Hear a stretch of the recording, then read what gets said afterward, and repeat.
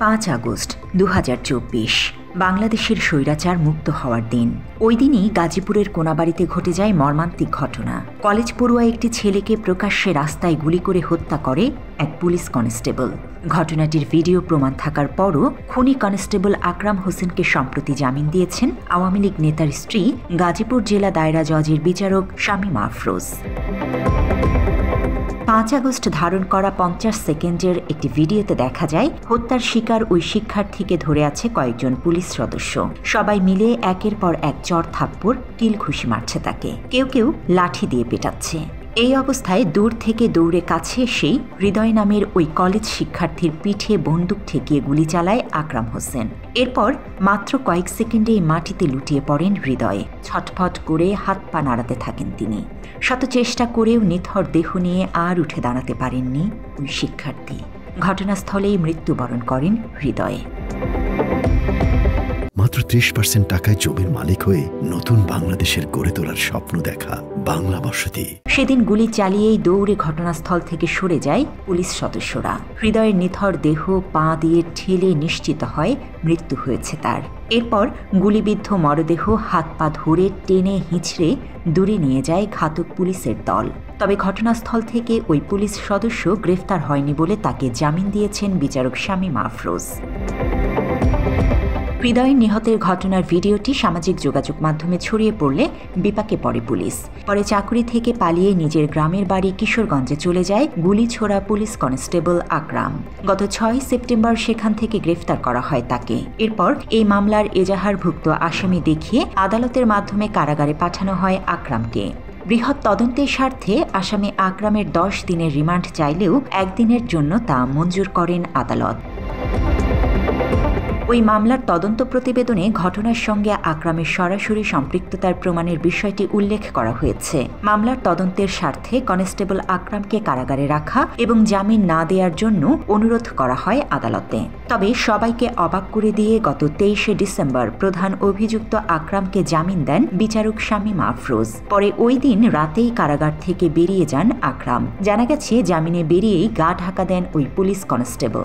এমনকি গত 26 ডিসেম্বর তিনি দেশ ছেড়ে পালিয়ে গেছেন বলেও দাবি করে একটি সূত্র। কনস্টেবল আকরামের খোঁজে বাংলা এডিশনের পক্ষ থেকে তার পরিবারের সঙ্গে যোগাযোগ করার চেষ্টা করেও পাওয়া যায়নি কাউকে।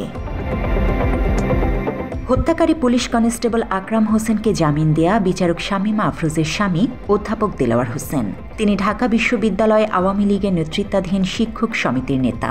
একই সঙ্গে আওয়ামী লীগের আন্তর্জাতিক বিষয়ক উপ কমিটির সদস্য তিনি। এছাড়া সরকারি কর্ম কমিশনের সদস্য পদও রয়েছে অধ্যাপক দেলোয়ার হোসেনের। সাংবিধানিক পদে থেকেও দেলোয়ার হোসেন কিভাবে রাজনৈতিক দলের কমিটির সদস্য হলেন সেটি নিয়ে আলোচনা বেশ পুরনো। অভিযোগে রয়েছে বিচারক শামীমা আফরোজ তার স্বামী দেলোয়ারের দলীয় পদ পদবি ব্যবহার করে বিগত দিনে বিভিন্ন অনিয়মে জড়িয়েছেন। আওয়ামী লীগ সরকারের সময় তার স্বামী দেলোয়ারের রাজনৈতিক প্রভাবে নরসিংদী জেলায় সিজিএম এবং গাজীপুর জেলায় বিচারক পদে নিয়োগ পেয়েছেন শামীমা আফরোজ। এছাড়া একই প্রভাবে জাপানে দীর্ঘদিন ধরে আইন মন্ত্রণালয়ের অফিসিয়াল ভিজিটে ছিলেন তিনি। এমন সব অভিযোগও রয়েছে এই বিচারকের বিরুদ্ধে। শেখ হাসিনা ক্ষমতায় থাকার সময় বিভিন্নভাবে তার নাম ভাঙিয়ে আশেপাশের মানুষজনকে ভয়ভীতি দেখাতেন শামীমা আফরোজ। একই সঙ্গে প্লট বাণিজ্য সহ নানা দুর্নীতিতে জড়িয়ে বিপুল অর্থ বাগিয়ে নেওয়ার অভিযোগও রয়েছে শামীমার নামে। ক্ষমতার অপব্যবহার এবং অবৈধ সম্পদ অর্জনের অভিযোগে ইতোমধ্যে দুদকে তদন্ত চলমান রয়েছে শামীমা আফরোজ ও তার স্বামী দেলোয়ারের বিরুদ্ধে। অভিযোগ আছে ছাত্র জনতার অভ্যুত্থানে আওয়ামী লীগ সরকারের পতন হলে ভোল পাল্টে নিজেকে বিএনপির একনিষ্ঠ সমর্থক হিসেবে প্রচার শুরু করেছেন বিচারক শামীমা আফরোজ। অনেকেই বলছেন আওয়ামী লীগের অনুসারী হওয়ায় প্রকাশ্যে শিক্ষার্থীকে গুলি করে হত্যার পরও অভিযুক্ত পুলিশকে জামিন দিয়েছেন শামীমা। এই বিচারকের স্বাক্ষরিত জামিনের স্মারকপত্রে উল্লেখ করা হয়েছে ঘটনাস্থল থেকে আটক করা হয়নি আকরামকে এবং তার কাছে কোনো আলামত নেই। এমন তথ্য উল্লেখ করে আসামি আকরামের জামিন মঞ্জুর করেন বিচারক শামীমা। এক্ষেত্রে হত্যার সময় ধারণকৃত ভিডিওর কোনো প্রমাণ আমলে নেননি তিনি। অন্যদিকে হৃদয় হত্যার ঘটনায় ২৬শে আগস্ট কোনাবাড়ী থানায় হত্যা মামলা করেন তার ফুফাতো ভাই মোহাম্মদ ইব্রাহিম। ওই মামলায় হৃদয়ের হত্যাকারী হিসেবে গাজীপুরের আওয়ামী লীগের নেতাকর্মীদের আসামি করা হয়। মামলা থেকে বাদ দেওয়া হয় মূল অভিযুক্ত ও গুলিবর্ষণকারী পুলিশ সদস্যদের। জানা গেছে, মামলায় পুলিশকে আসামি করা যাবে না এই শর্তে মামলা গ্রহণ করেন নির্দিষ্ট থানার ওসি।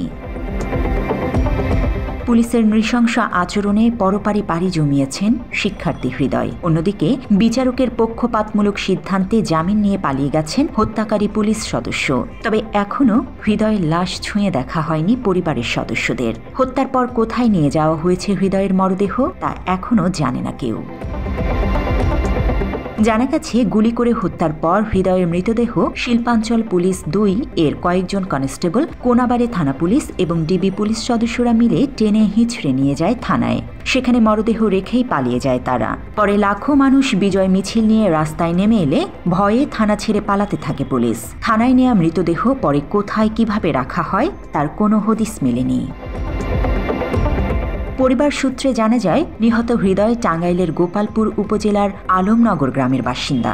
তিনি টাঙ্গাইল হেমনগর ডিগ্রি কলেজের দ্বাদশ শ্রেণীর শিক্ষার্থী ছিলেন। অভাবের সংসারের হাল ধরতেই গাজীপুরে এসে অটোরিকশা চালাতেন হৃদয়। গত ৬ আগস্ট থেকেই গাজীপুরের বিভিন্ন হাসপাতালের মর্গে খুঁজেও হৃদয়ের মরদেহের সন্ধান পায়নি তার পরিবার।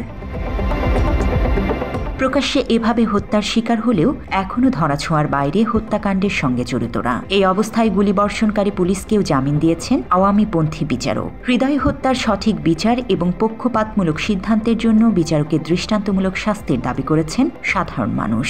সেই সঙ্গে একের পর এক হত্যা মামলার আসামিদের জামিন কিংবা প্রকাশ্যে ঘুরে বেড়ানোকে জুলাই বিপ্লবের অপমান হিসেবেই দেখছেন অনেকে। জান্নাতুল ফেরদৌস তমা, বাংলা এডিশন।